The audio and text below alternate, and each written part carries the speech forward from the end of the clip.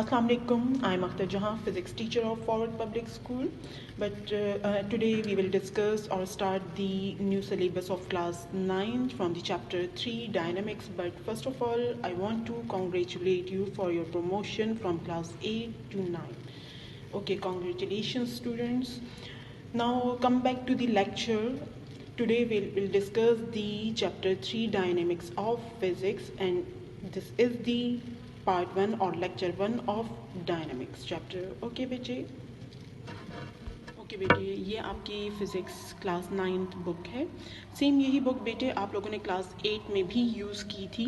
And first 2 chapter which is physical quantities and measurement and second chapter kinematics आपने discuss किया था in class 8. उसके notes भी आपको प्रोवाइड किए गए थे.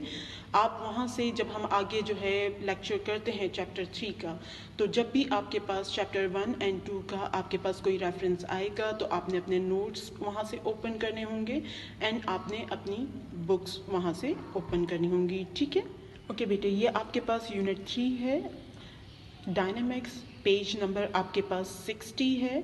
एंड आपके पास जो डायनामिक चैप्टर का जो नेम है, इस नेम को जब मैं इंग्लिश में ट्रांसलेट करती हूँ, क्योंकि डायनामिक्स जो है वो आपके पास ग्रीक वर्ड है, एंड जब हम इसको इंग्लिश में ट्रांसलेट करते हैं तो मीनिंग ऑफ द डायनामिक्स जो है वो आपके पास फोर्स है.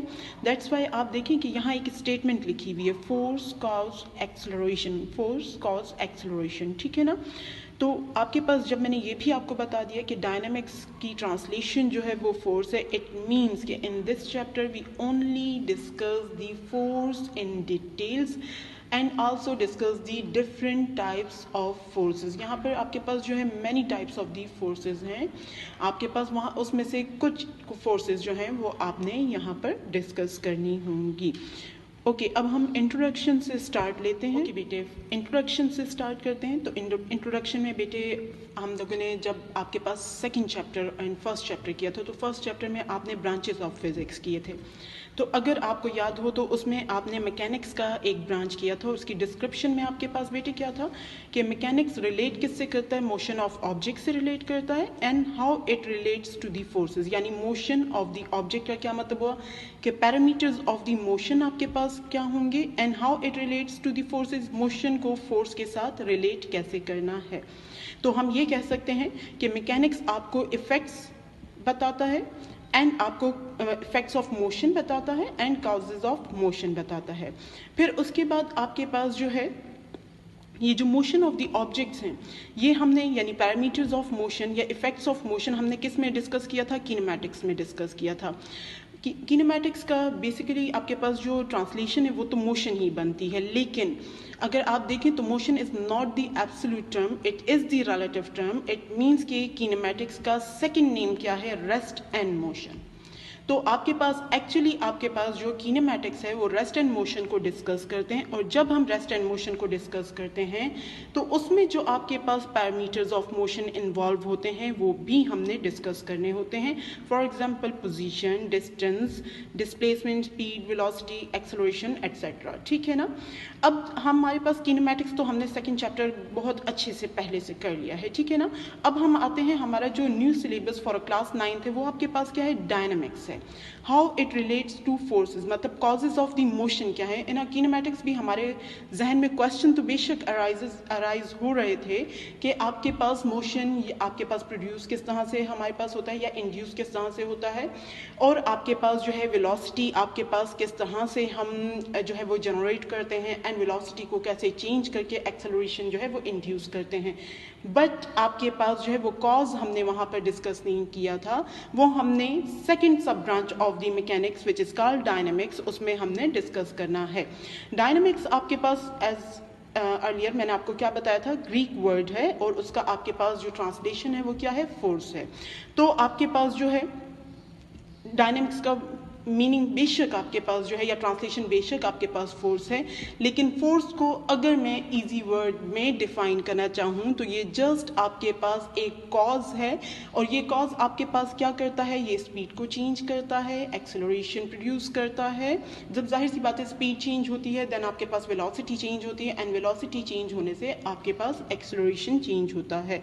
इट मीन्स कि डायनामिक्स में जो कॉज फोर्स है वो आपके पास बॉडीज़ को एक्सेलरेट करता है। थोड़ा सा मैं डिटेल में चली गई, हम वापस आ जाते हैं, थोड़ा simple gradually step by step चलते हैं। तो मैं कहूँगी कि डायनेमिक्स आपके पास क्या है, उसमें हम क्या कर रहे हैं, cause of the motion discuss कर रहे हैं। डिराइव आपके पास किससे हो रहा है, ग्रीक वर्ड से, ट्रांसलेट करें तो फोर्स से। और इन डायनेमिक्स हम क्या करते हैं, इन डायनेमिक्स हम वाई ऑफ मोशन को डिस्कस करते हैं। अब वाई ऑफ मोशन का क्या मतलब हुआ कि आपके पास हम इस टाइप के क्वेश्चंस का आंसर देते हैं। For example, why some objects are accelerated and others are not. और आपके पास हम इस टाइप का क्वेश्चन का आंसर भी दे सकते हैं, how and why moving object changes its direction of motion. Okay, फिर आगे हम जो है इसी कॉज ऑफ मोशन को यानी फोर्स को इन अ डिटेल जो है वो डिस्कस करते हैं। ओके बेटे, हमने इंट्रोडक्शन जो है वो कंप्लीट कर लिया। अब मैं इंट्रोडक्शन की आपको रीडिंग करवा देती हूँ। एज डिस्कस्ड अर्लियर मीन्स कि आपके पास in a chapter 1 and in a chapter 2 mechanics deals with the study of motion of object, but few questions like why some objects are accelerated and others are not, how and why moving object changes its direction of motion. These questions can be answered when we extend हम जो है अपने scope या area या अपनी understanding को थोड़ा सा इंक्रीज कर दें। Our discussion of motion of objects to another branch of the mechanics known as dynamics। क्या मतलब कि हम लोग मैकेनिक्स तो कर चुके हैं, उसमें हमने पैरामीटर्स ऑफ मोशन भी कर लिया है, तो इट मीन्स कि हमने जो है इफेक्ट्स ऑफ मोशन को डिस्कस कर चुके हैं। लेकिन अब आपके पास जो है कॉज ऑफ मोशन को डिस्कस करने के लिए हमने डायनेमिक्स को स्टडी करना होगा।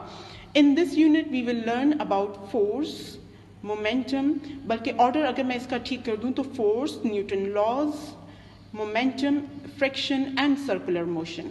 तो ये आपके पास जो है इस फुल चैप्टर में जितने भी टॉपिक्स हैं, मेन टॉपिक्स, सब टॉपिक्स तो बहुत ज़्यादा हैं, मेन टॉपिक्स आपके पास यही हैं, लेकिन इनको हम जो है step by step he discuss करेंगे।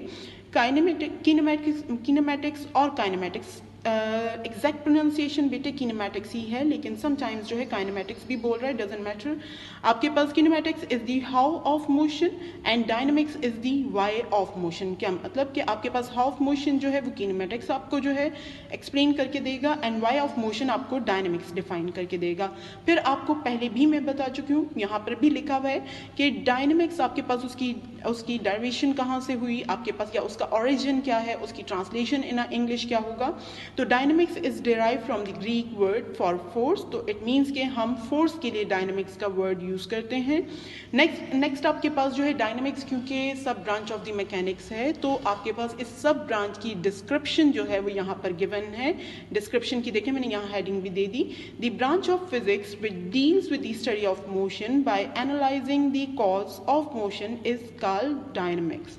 ओके बेटे, यहाँ तक आपके पास जो है इंट्रोडक्शन की मैंने रीडिंग भी कर दी। अब हम चलते हैं फोर्स की तरफ, यानी आपके पास फोर्स बोलते हैं, कॉज ऑफ मोशन बोलते हैं। अब आपको कोई कंफ्यूजन नहीं होनी चाहिए कि एक ही टर्म को हम डिफरेंट नेम्स से जो है वो बार बार कॉल करें, मतलब ट्विस्ट तो आ ही सकता है आपके पास क्वेश्चन में, ठीक है ना बेटे। अब जब हमने इंट्रोडक्शन कर लिया तो अब हम जो है इंट्रोडक्शन से पहले बेशक आपका जो है टॉपिक 3.1 जो है उसके ऊपर फोर्स लिखा हुआ है, लेकिन अभी मैंने आपको क्या कहा कि फोर्स को हम कॉज भी बोल सकते हैं, एक एजेंट भी बोल सकते हैं। और ये एजेंट और कॉज आपके पास क्या करता है, ये आपके पास बॉडी की स्टेट को चेंज करता है। मतलब हम कह रहे हैं ना कि वाई आपके पास जो है why some objects are accelerated and other are not. तो एक्सेलरेशन आपको पता है चेंज इन अ वेलोसिटी को बोलते हैं, और आपके पास चेंज इन अ वेलोसिटी का मतलब हुआ या तो डायरेक्शन में आपके पास चेंज आ रहा है या आपके पास स्पीड में चेंज आ रहा है।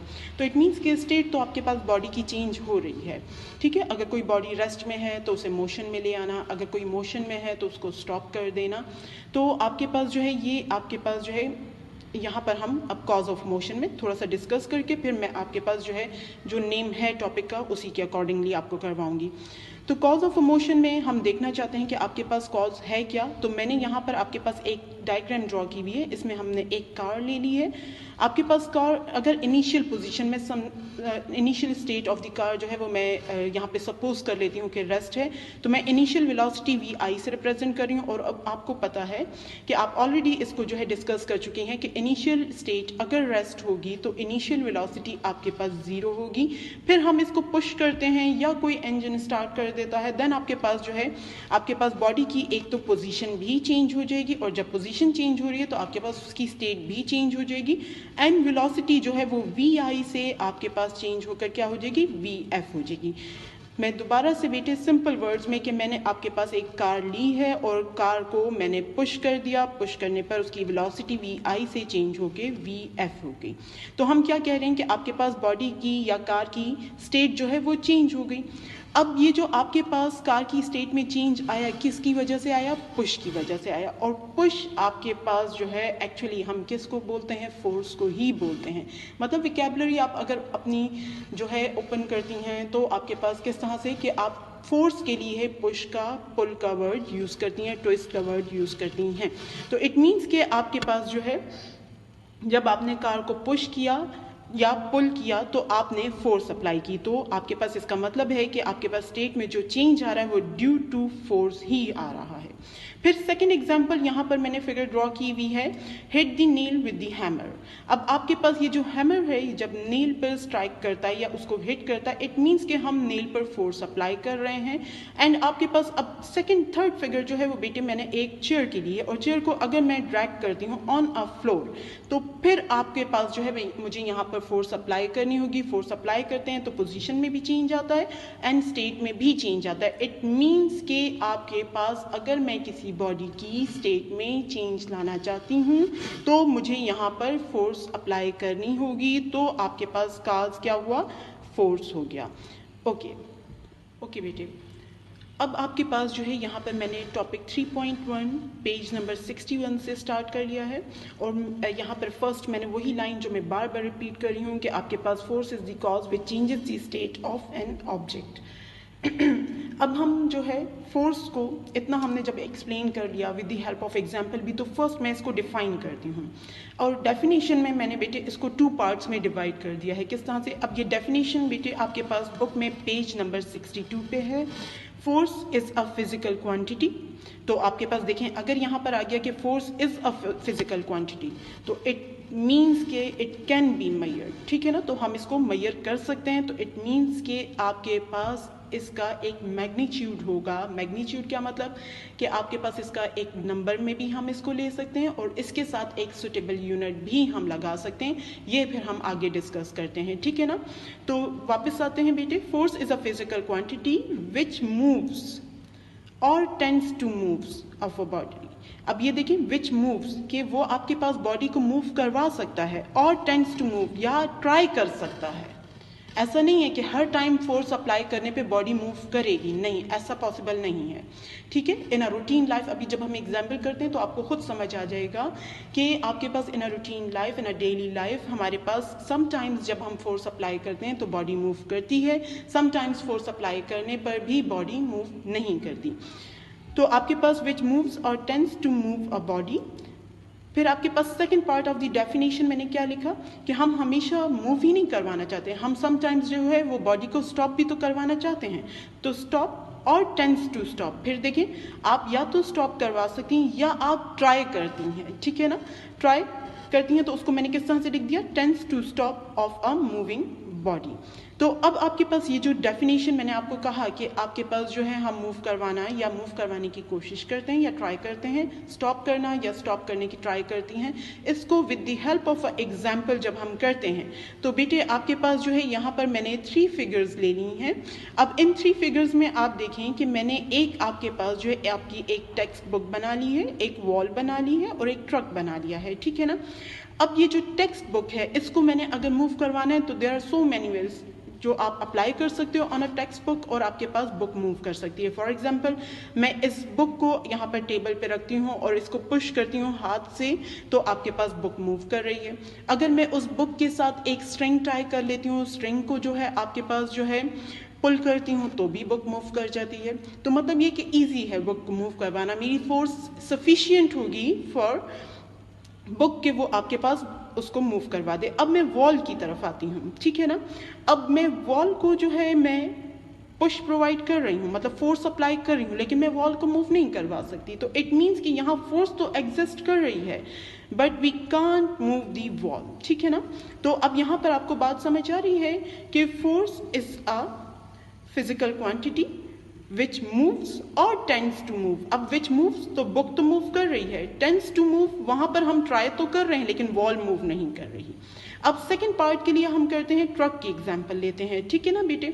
अब ट्रक को आपके पास इन अ मूविंग यानी मोशन स्टेट में है और मैं इसको स्टॉप करवाना चाह रही हूँ, तो नहीं बेटे मैं तो स्टॉप नहीं करवा सकती। तो हम क्या कहेंगे, we fail to stop moving truck, क्योंकि हमारी फोर्स सफिशिएंट नहीं है कि हम एक ट्रक को जो है वो स्टॉप करवा सकें। तो अब आपको आई गेस के फोर्स की डेफिनेशन ठीक से समझ आ गई होगी। तो मैं एक दफ़ा फिर इस डेफिनेशन को जो है आपके लिए रिपीट कर देती हूँ कि force is a physical quantity which moves और tends to move of a body. तो इसके लिए बेटे आपके पास विच मूव्स के लिए मैंने आपके पास बुक की एग्जांपल ले ली थी कि बुक को हमने मूव करवा लिया। Tends to move of a body आपके पास जो है कि अगर मैं बॉडी को मूव करवाने के लिए ट्राई करती हूँ, उसके लिए मैंने वॉल का एग्जाम्पल ले लिया। स्टॉप और tends to stop a moving body, तो आप एक बॉल ले लें, बॉल को आप स्टॉप कर सकती हैं, तो वो आपके पास स्टॉप का आ गया। Tends to stop of a moving body, उसके लिए मैंने आपके पास एक ट्रक का एग्जांपल ले लिया कि मैं कोशिश तो बेशक कर रही हूँ बट मैं उसको स्टॉप नहीं कर सकती, ठीक है ना। आई गेस के डेफिनेशन आपको जो है क्लियर होगी। तो हम आगे चलते हैं।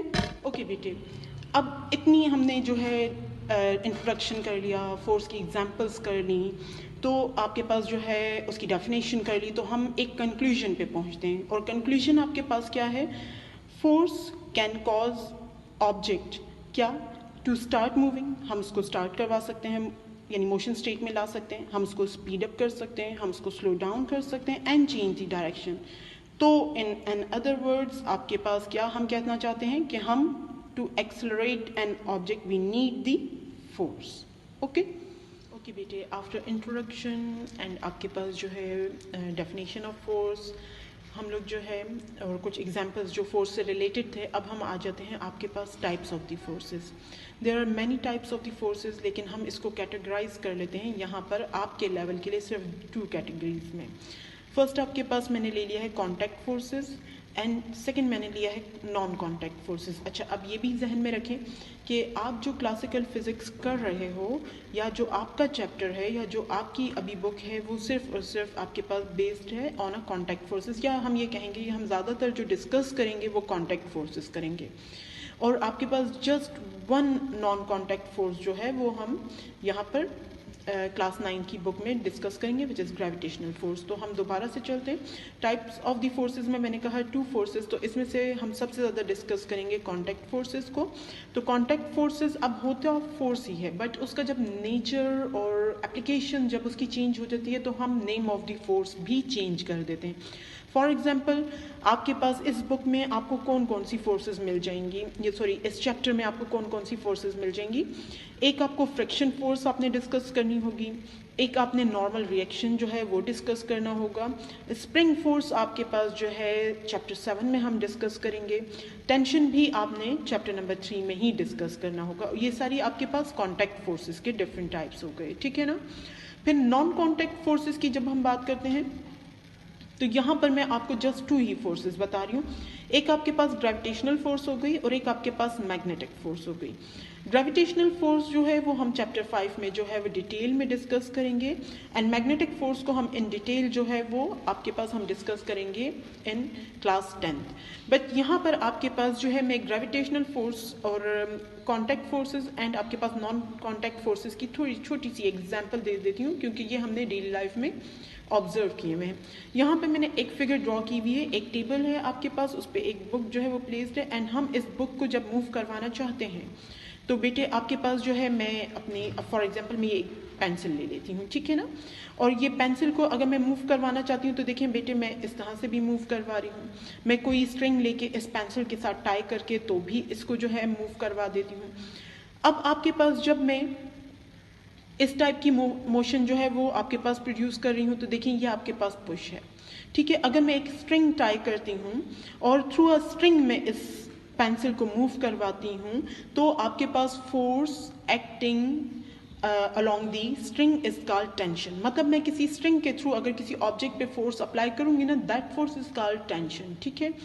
फिर आपके पास जो है, अगर मैं यहाँ पर ये पेंसिल मैंने यहाँ पे रखी हुई है, ठीक है ना, तो आपके पास जो नीचे आपके पास जो बुक या टेबल है, जो फोर्स आपके पास इस पेंसिल पे अप्लाई करिए, that force is called normal reaction. मतलब ये हम स्टेप बाय स्टेप जो है वो डिटेल में डिस्कस करेंगे, लेकिन अभी मैं छोटा छोटा सा आपको जो है हिंट देती जा रही हूँ. ठीक है ना.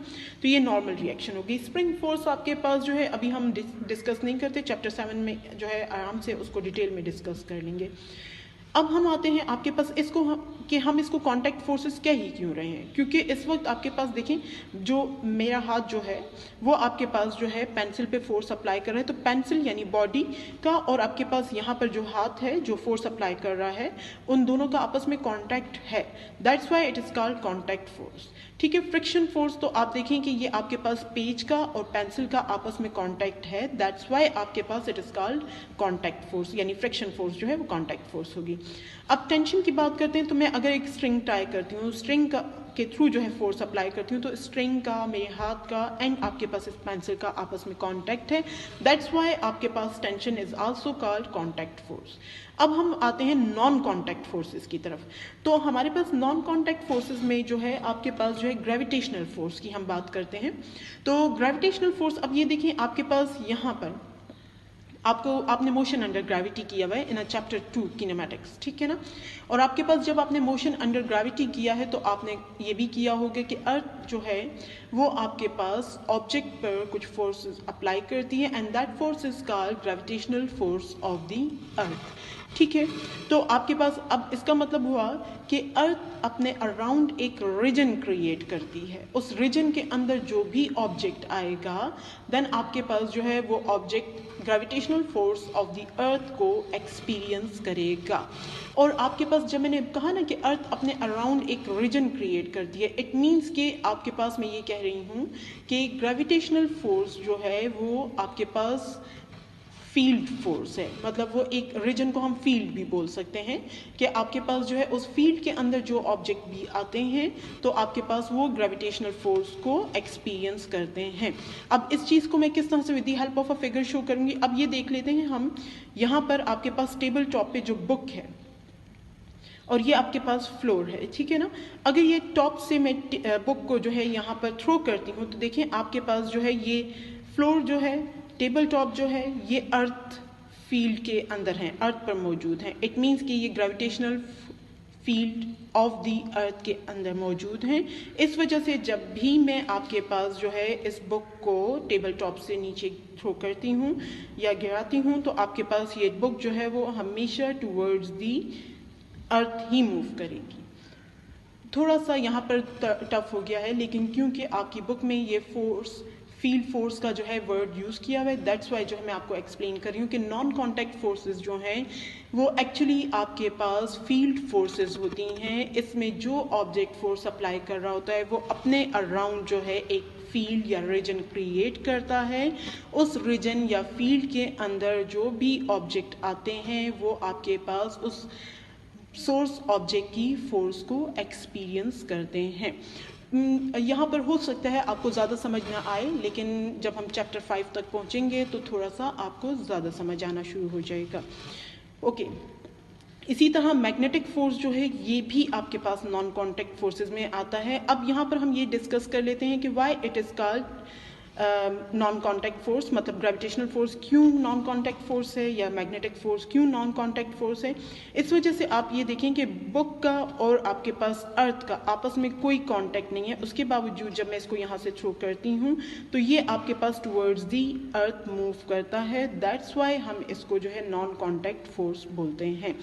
इसी तरह आपने मे बी डेली लाइफ में जो है ये एक्सपीरियंस किया हुआ हो कि हम एक मैग्नेट रखते हैं, मैग्नेट के आपके पास जो है थोड़ा सा नियर बाय जो है हम कोई मेटल ऑब्जेक्ट रखते हैं, तो आपके पास उनके दरमियान मेटल ऑब्जेक्ट एंड मैग्नेट के दरमियान डिस्टेंस होता है. उसके बावजूद मैग्नेट जो है उस मेटल ऑब्जेक्ट को अपनी तरफ अट्रैक्ट कर लेता है. तो यहाँ पर इस वजह से हम कहते हैं कि ये magnetic force and gravitational force जो हैं वो नॉन कॉन्टैक्ट फोर्सेस हैं. ओके, यहाँ तक आई गेस के आपको जो है contact forces and non contact forces जो हैं वो क्लियर होंगी. ओके बेटे, जब हमने types of the forces, definition of the forces आपके पास ये सब डिस्कस कर लिए, तो अब हम आते हैं यूनिट ऑफ फोर्स पे। यूनिट ऑफ फोर्स से पहले मैं सिंबल ऑफ द फोर्स आपको बता दूं। सिंबल ऑफ द फोर्स जो है वो आपके पास F है, ठीक है। समटाइम्स जो है वो हम कैपिटल F यूज़ करते हैं, समटाइम्स जो है वो हम, जैसा अब फ्रिक्शन फोर्स के लिए हम स्मॉल f यूज़ करते हैं, नॉर्मल रिएक्शन के लिए कैपिटल N यूज़ करते हैं, स्प्रिंग फोर्स के लिए कैपिटल F और सबस्क्रिप्ट में स्मॉल s लिख देते हैं, टेंशन को कैपिटल T से शो कर देते हैं। तो ग्रेविटेशनल फोर्स का आपके पास अलग सिंबल है, मैग्नेटिक फोर्स का सेपरेट सिंबल है। मतलब ये कि आपके पास जो है नेचर ऑफ द फोर्स जब चेंज हो जाती है, name of the force change हो जाता है, तो हम उनके सिंबल चेंज कर लेते हैं, लेकिन जनरली जो है वो हम फोर्स को जो है कैपिटल F से ही डिनोट करते हैं, ठीक है ना। अब आपके पास कैपिटल F हो गया। इसके बाद हम यूनिट ऑफ द फोर्स, जैसा मैंने कहा कि हम फोर्स को मेजर कर सकते हैं, तो उसकी मेजरमेंट के लिए जो उसका मैग्नीट्यूड होता है, तो वो क्या होता है कि आपके पास एक नंबर होता है और सुटेबल यूनिट होता है। तो वो जो सुटेबल यूनिट होता है, जिसको हम स्टैंडर्ड भी बोलते हैं, तो for a force in a SI system हमारे पास न्यूटन है, ठीक है। हम ट्रिब्यूट कह दें, ऑनर कह दें कि आपके पास ट्रिब्यूट देने के लिए, ऑनर देने के लिए हमने नेम ऑफ द साइंटिस्ट को ही as a unit of force consider किया है। अच्छा, एक चीज़ और कि बेटे, क्योंकि यूनिट है, मतलब आपके पास सही है, आप कहेंगे कि ये तो नेम ऑफ द साइंटिस्ट है, क्यों नहीं आपने कैपिटल लेटर लिखा, फर्स्ट लेटर जो है। तो आपके पास क्योंकि ये यूनिट है, दैट्स वाई जो है हम नेम को यूनिट से जो है उसकी डिस्क्रिमिनेशन के लिए हम इसको स्मॉल लेटर्स में लिखते हैं, यानी यूनिट को हम स्मॉल लेटर्स में लिखते हैं। हाँ, अगर उस यूनिट का सिंबल आपने यूज़ करना हो तो फिर आप कैपिटल N यूज़ करेंगे। अच्छा, अब एक चीज़ और भी, there are so many system of units जो हैं, तो हम जो सिस्टम ऑफ यूनिट्स यूज़ कर रहे हैं वो क्या है, system international system of unit. And in a SI system of units आपके पास यूनिट ऑफ द फोर्स जो है वो न्यूटन है। फिर आप अगर कोई और सिस्टम ऑफ यूनिट लेती हैं, फॉर एग्जांपल CGS लेती हैं, तो आपके पास डाइन हो जाएगा। अगर FPS सिस्टम लेती हैं तो पाउंड हो जाएगा। मतलब ये सिस्टम ऑफ यूनिट्स आपको टीचर फर्स्ट चैप्टर में जो है, मतलब इतना तो बता ही देंगी ना कि आपके पास there are different system of units, वो आपको डिटेल में नहीं बताएंगी। यहाँ जस्ट मैंने आपको एक हिंट दे दिया कि SI सिस्टम में न्यूटन है, तो मे बी आपके जहन में क्वेश्चन अराइज हो कि क्या मतलब यहाँ पे सिर्फ SI सिस्टम ही क्यों लिखा है। आपके पास बस कह दें कि unit of the force is Newton, तो नहीं बेटे, जब सिस्टम चेंज होता है तो यूनिट भी चेंज होता है ऑफ अ फिजिकल क्वांटिटी। अच्छा, ये इंपॉर्टेंट बात हो गई। अब सेकंड आपके पास इंपॉर्टेंट पॉइंट क्या है कि आपके पास ये जो यूनिट है ये बेस यूनिट नहीं है, it is not the fundamental unit, it is the derived unit, ठीक है ना। अच्छा, अब यहाँ पर थोड़ा सा मुझे बुक में भी प्रॉब्लम लगता है, बट जिस तरह से बुक जारी है मैं उसी फ्लो को ही फॉलो करूँगी कि आपके पास ये यूनिट किस तरह से डिराइव होता है। तो ये डेरिवेशन मैं अभी आपको नहीं करवाऊँगी, ये डेरिवेशन जो है मैं थर्ड टॉपिक में करवाऊँगी, which is second law of motion, ठीक है। बस हाँ, यहाँ डेफिनेशन मैं आपको करवा देती हूँ ऑफ अ यूनिट, और यूनिट है तो दैट्स वाई मैं 1 न्यूटन को ही डिफाइन करूँगी, ठीक है। यूनिट का मतलब ही ये होता है कि हम 1 को डिफाइन करते हैं, हम 2 न्यूटन को डिफाइन नहीं करेंगे, हम 1 न्यूटन को डिफाइन करेंगे। जब 1 न्यूटन हमारे पास डिफाइन हो जाएगा तो बाकी सब जो आपके पास जो भी क्वांटिटीज़ आपको ड्यूरिंग मेजरमेंट मिलती हैं, तो आप उसको 1 न्यूटन से कंपेयर करके देखती हैं कि वो कितना आपके पास इंक्रीज हो रहा है या कितना आपके पास डिक्रीज हो रहा है। तो अब 1 न्यूटन को डिफाइन करने के लिए हमारे पास क्या है, 1 Newton is defined as the force that produces acceleration of 1 meter per second square in a body of mass 1 kilogram. It means कि अगर मैं एक बॉडी लेती हूँ which has the mass of 1 kilogram और आपके पास उस बॉडी में अगर एक्सेलरेशन जो है वो 1 मीटर पर सेकेंड स्क्वायर जो है वो इंड्यूस होता है, देन इट मीन्स, और आपको पता है कि एक्सेलरेशन प्रोड्यूस करने के लिए फोर्स तो अप्लाई करनी पड़ेगी, विदाउट फोर्स तो आपके पास एक्सेलरेशन प्रोड्यूस हो ही नहीं सकता। तो आपके पास अगर 1 kilogram mass of the body में आपके पास acceleration 1 metre per second square induce होता है, देन अप्लाइड फोर्स जो है वो ज़रूर आपके पास क्या होगी, 1 न्यूटन होगी। आई गेस यूनिट आपको समझ आया होगा। ओके बेटे, आफ्टर डेफिनेशन ऑफ 1 न्यूटन हम इसको मैथमेटिकली किस तरह से लिखेंगे, 1 newton is equal to 1 kilogram. 1 kilogram आपके पास जो है क्या हो गया, मास हो गया, multiply by 1 metre per second square, तो metre per second square is the unit of the acceleration. आपके पास दोनों को जब हम मल्टीप्लाई करते हैं देन हमारे पास 1 newton is equal to 1 kilogram metre per second square. तो अब देखिए न्यूटन आपके पास is derived unit which is derived from multiplication of kilogram and metre and division of second square. ठीक है ना, मतलब यहाँ पर आपने टाइम यानी बेस यूनिट आपके पास सेकेंड को, आपके पास बेस यूनिट आपके पास मीटर यानी लेंथ का यूनिट जो है, और किलोग्राम को, इनको जो है आपने कंबाइन किया तो आपके पास एक derive unit which is Newton आपके पास आ गया। और ये भी याद रखें कि किलोग्राम एंड आप यानी unit of the mass and unit of the length multiply हो रहे हैं and unit of the time जो है वो आपके पास डिवाइड हो रहा है।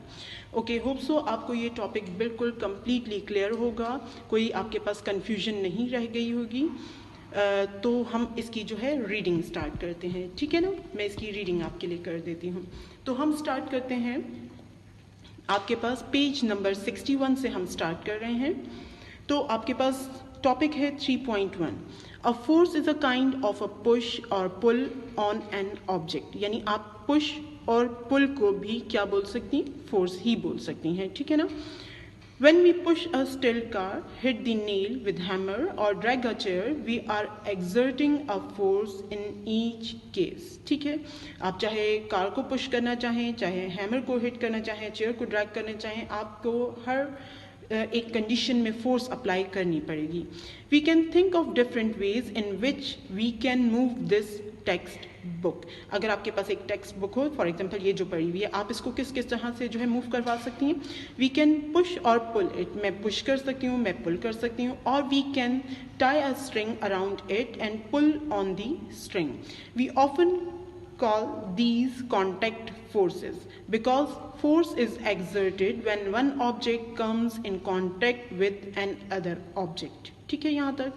फिर नेक्स्ट आपके पास है, मतलब यहाँ से आपके पास जो ये पैराग्राफ आपको क्या, कॉन्टैक्ट फोर्सेस जो हमने अभी डिस्कस की। As we are holding this physics textbook right now, ठीक है, our hands are exerting a contact force on it. There are other ways in which we can change the motion of the textbook। अब यहाँ से आपके पास बेटे जो है non contact forces को ये डिस्कस कर रहे हैं। तो we can drop it as we learn in chapter 2, जैसा मैंने आपसे कहा motion under gravity, chapter 2 kinematics. It would accelerate as it falls to the ground. अब ये एक्सेलरेट क्यों होता है, ड्यू टू ग्रेविटेशनल फोर्स आपके पास। This time the gravitational force of earth which is not a contact force is acting on the book which is causing this acceleration. ठीक है यहाँ तक कि आपके पास ग्रेविटेशनल फोर्स बेशक कॉन्टैक्ट फोर्स नहीं है, फिर भी वो आपके पास जो है बुक को एक्सेलरेट कर रही है। अब क्यों आपके पास कॉन्टैक्ट फोर्स नहीं है और वो एक्सेलरेट कर रही है, उसका आंसर देखें।